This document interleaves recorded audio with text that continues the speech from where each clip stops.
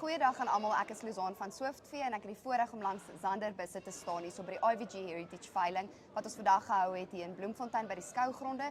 Zander, vertel ons asseblief 'n bietjie meer oor hierdie veiling wat vandag plaasgevind het. Luzaan, baie dankie. Ek wil net graag begin om te sê baie dankie vir Swiftvee en Vleis Sentraal wat ons die veiling vandag aangebied het.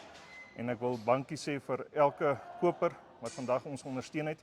Ek dink hulle het pypdiere gekoop. Ek dink dit was 'n baie goeie aanbieding wat ons as IVG genootskap vir julle aangebied het. En ek dink ons is 'n baie goeie groeikurwe met IVG.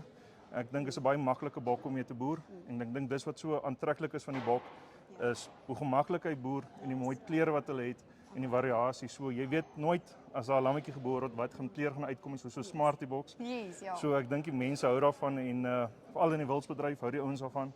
En ons ook sien die mark Natal toe vir ons slagbokke, dit ook besig om op te tel. So ek dink IVG as sulk is 'n baie goeie plek en ek dink is maar net nou op en vorentoe.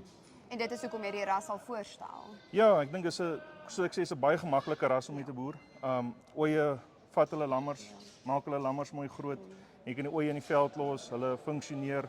Dis nie 'n ding wat jy hoef op te piepie so nie, is 'n baie lekker ras om mee te boer. En jy het ook vandag regtig vir lot nommer 9B 'n verkoper van jou kant af. Hoe voel jy oor daai lot wat verkoop is vandag? Ek is baie dankbaar en ek dink dit is uitsettend goed vir ons bedryf.